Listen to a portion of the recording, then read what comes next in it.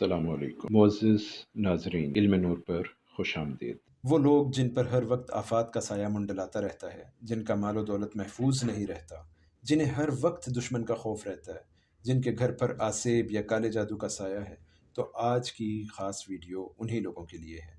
इंसान ज़िंदगी के सफ़र में किसी नई मुश्किल का सामना करता है, लेकिन जब उसका यकीन कामिल सिर्फ खुदावंद इलाही पर हो, वो हर मुश्किल को सब्र व इस्तकामत से पार कर लेता है। लेकिन आज का इंसान गुमराही के उस दहाने पर खड़ा है जहां हकीकत से आगाह होने के बावजूद वो भटक जाता है और दुनिया को ही अपनी असल मान लेता है। फिर उसका दायरा ज़िंदगी बुरे असरात का घेराव बन जाता है। फिर उसकी ज़िंदगी का सुकून गारत हो जाता है। उसके ऊपर मनफी असरात मुरतब हो जाते हैं। उसका मालो दौलत महफूज नहीं रहता। उसके ख़ास रिश्ते उससे किनारा कर लेते हैं। फिर जब इंसान ऐसी मुश्किलात में घिरता है, तब उसे जुलजलाल का ही सहारा नज़र आता है। जब हम अल्लाह के कलाम को कसरत से पढ़ते हैं तो हमें उसका कुर्ब हासिल होता है और हम अपने रब के हसार में चले जाते हैं। शश कुफ्ल बुनियादी तौर पर किसी चीज़ पर ताला लगाने को कहते हैं कुफ्ल।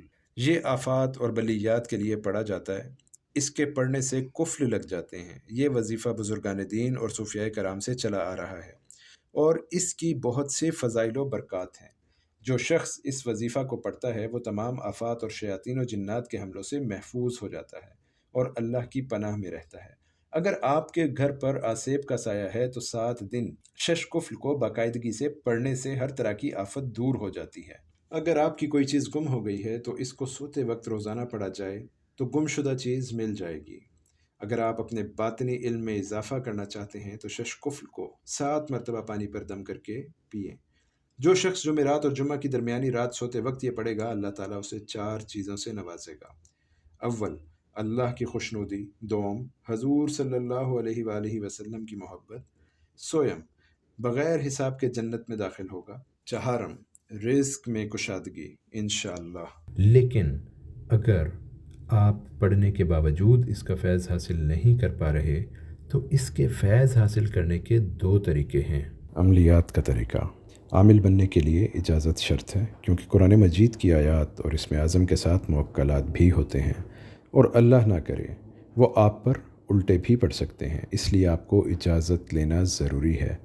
जो लोग अमलियात को आसान हदफ समझते हैं, इनके लिए जानना ज़रूरी है कि अमलियात एक मुश्किल काम है जिसको करने के लिए अपनी तमाम ख्वाहिशात को कुर्बान करना पड़ता है। अमलियात करने में जल्दबाजी नहीं करनी चाहिए, क्योंकि जो इनको करने में जल्दबाजी करता है वो कामयाब होने की बजाय नाकाम हो जाता है।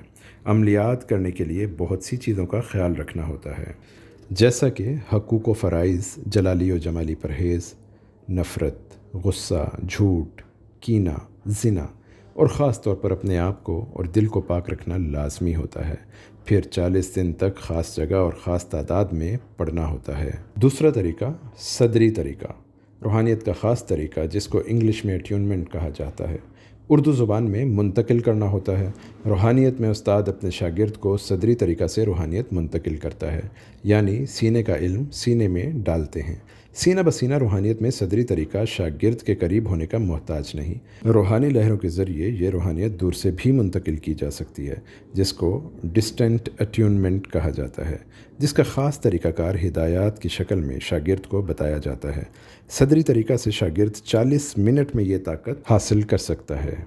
जो लोग अमलियात के शौकीन हैं या हाजत रखते हैं वो हमसे रब्ता कर सकते हैं। मज़ीद मालूमात के लिए दिए गए नंबर्स पर रब्ता कीजिए।